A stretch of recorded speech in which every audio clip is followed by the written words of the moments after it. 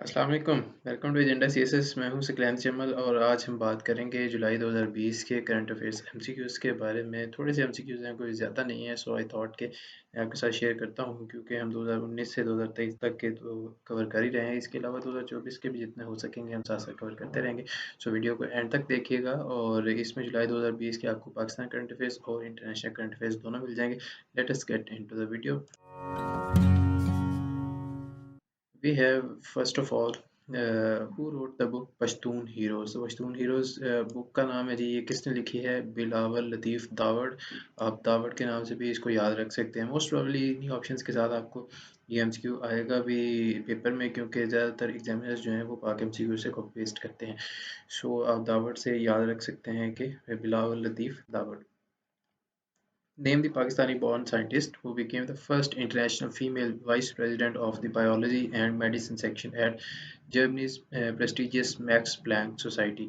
तो पाकिस्तान की कौन सी खातून है जी जो कि बनी है first female vice president of biology and medicine section at Max Planck society?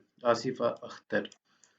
Next we have Pakistan aims to generate 30% of clean energy by dash. तो ये आपकी बेसिकली 2030 तक हमने 30% क्लीन एनर्जी प्रोड्यूस करनी है and it is part of our ARE alternative renewable energy policy, जो कि I think 2019 में या 20 में आई थी। फवाद चौधरी साहब उस वक्त हमारे वजीर थे IT के, और उस वक्त इन्होंने ये पॉलिसी दी थी। Who becomes the first female Lieutenant General of Pakistan Army? तो निगार जौहर is the first female Lieutenant General of Pakistan Army. And last MCQ for today, Pakistan current affairs. Dash has been promoted to the rank of Lieutenant General and appointed as Surgeon General। तो आपको पता है कि 2020 में ही निगार जौहर के बहुत ज़्यादा चर्चे हो रहे थे। She is a respectable women और उनको लेफ्टिनेंट जनरल के रैंक पे प्रमोट कर दिया गया था और फिर she was appointed as surgeon general. ठीक है जी, ये पाकिस्तान आर्मी के होते हैं basically. Next we have international current affairs for July 2020। which country has successfully tested the zircon missile? तो zircon missile जो है it belongs to Russia। बड़ा इंपॉर्टेंट एमसीक्यू है, ये 2-3 दफ़ा आ भी चुका है। Who is the author of the recently released book The Pandemic Century? तो The Pandemic Century, पैंडेमिक के ऊपर काफ़ी सारी बुक्स लिखी गई हैं, उनमें से ही एक बुक है The Pandemic Century and it was written by Mark Honigsbaum। जिस तरह भी मुश्किल सा नाम है, आप ये याद रखें, mark हॉनिग्सबाum। When the Turkish president and founder of the Republic of Turkey, Mustafa Kemal Atatürk, transformed the Hagia Sophia या Hagia Sophia,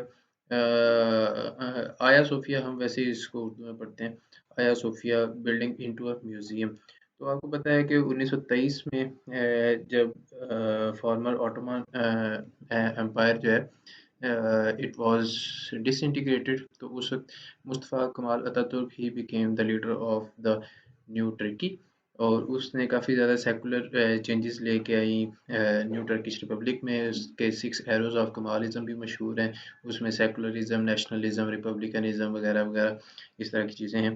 तो उनमें it was a series of those reforms that he brought. उसने अव्वल तो 1923, 24, 25 में ही काफ़ी सारी reforms कर दी थी, फिर आहिस्ता आहिस्ता देख सकते हैं आपके 1935 में जाके उसने आया सोफिया जो कि मॉस्क थी उसको एक म्यूजियम में तब्दील कर दिया।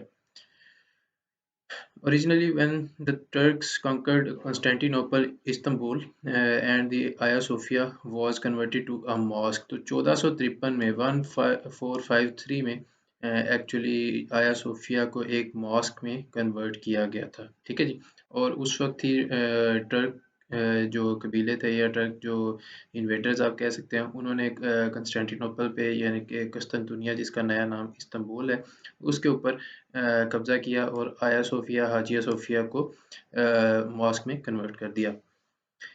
When is the World Hepatitis Day celebrated? तो वर्ल्ड हेपेटाइटिस डे जनाब हर साल 28 जुलाई को मनाया जाता है। बहुत बुरी बीमारी है, अल्लाह आप सबको महफूज रखे।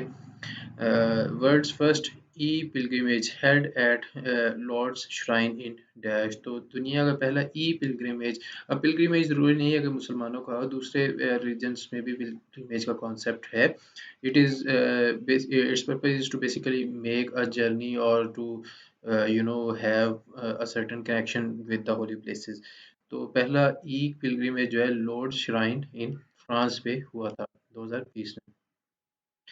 Which nation has dropped India from Chabahar rail project. तो आपको पता है 2020 में ही पाकिस्तान, चाइना और ईरान की काफ़ी नज़दीकी बढ़ रही थी। इस वक्त तो खैर हालात थोड़े से कशीदा हैं, लेकिन उस वक्त ईरान के साथ हमारी दोस्ती भी मज़ीद बढ़ रही थी। And the result was that Iran ने इंडिया को अपने चाबहार रेल प्रोजेक्ट से और चाबहार पोर्ट वगैरह से आई थिंक निकाल दिया था। Identify the term that has been coined by the researchers to refer to the COVID-19 induced lockdown period in human history। तो इसके लिए रिसर्चर्स ने जो टर्म निकाली है कोविड-19 की वजह से लोगों के ऊपर जो लॉकडाउन लगा था उस पीरियड को रेफर करने के लिए एंथ्रोपॉज, एंथ्रो बेसिकली ह्यूमंस के लिए होता है, ठीक है, एंथ्रोपॉज। Israel has successfully launched Dash reconnaissance spy satellite into orbit on 5th July 2020। तो इसराइल ने OFAC 16 के नाम से एक सैटेलाइट जो है वो लॉन्च की है and it was sent into orbit on 5th of July 2020। OFEK, OFAC, ठीक है जी। Next, we have two-time Olympic champion Lin Dan has retired from badminton. He hails from which nation? तो two times और एक तो आपने नाम याद रखना कि लिन डैन जो है he was a former two times Olympic champion of badminton। आसान बात नहीं है, बैडमिंटन भी बहुत ज़्यादा मुकाबला होता है। तो लिन डैन जो है वो रिटायर हुए थे and he hailed from China।